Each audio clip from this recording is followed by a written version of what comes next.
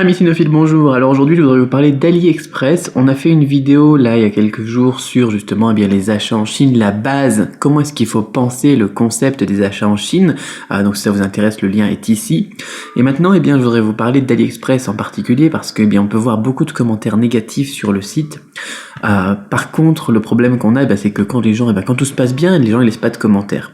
Et donc la dernière fois, j'avais fait un sondage sur Facebook et puis il y a eu pas mal de réponses, plusieurs dizaines, je crois, j'en avais publié une bonne partie dans un article. Et en fait, la plupart des gens qui achètent sur le site n'ont pas de problème, n'ont pas de soucis du tout avec AliExpress et les commandes se passent impec.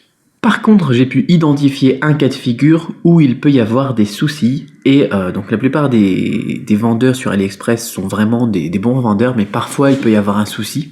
C'est lorsque les gens ils ouvrent une dispute, ils ouvrent donc une plainte sur AliExpress avec le paiement escroc, E-S-C-R-O-W, pas escroc, parce qu'ils n'ont pas encore reçu le produit. Alors souvent dans la plupart des cas au final le produit est en route ou bien alors c'est la période du nouvel an chinois, on en reparlera juste après. Mais ils sont plutôt agressifs avec le vendeur et donc ça se termine plutôt mal.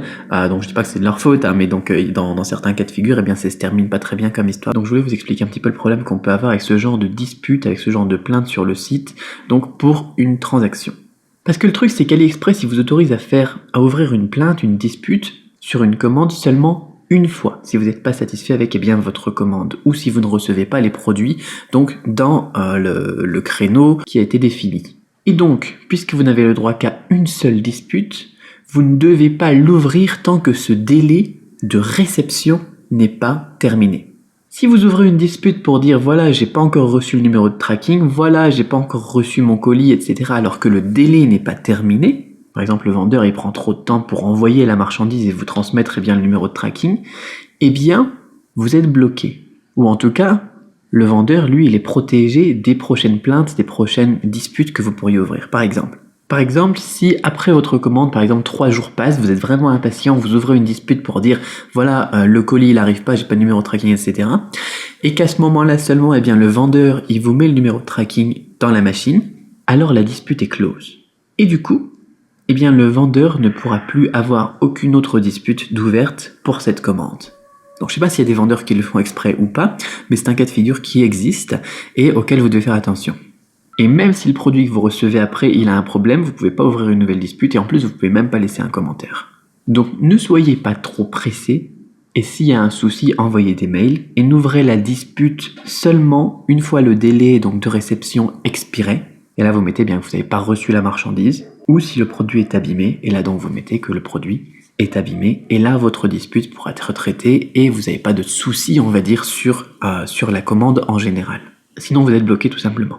Alors bien que je pense qu'il y a peut-être quelques vendeurs qui font exprès de mettre le tracking en retard pour bloquer votre possibilité d'ouvrir des disputes une fois qu'ils vous auront mis le numéro de tracking pour clore votre dispute que vous auriez éventuellement ouverte. C'est un peu compliqué ce truc, mais je suis sûr qu'il y en a qui pensent comme ça.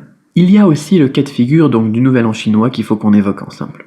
Lors du nouvel an chinois, donc une date qui change tous les ans, vous pouvez vérifier sur internet les dates des prochains nouvel an chinois, la Chine s'arrête complètement.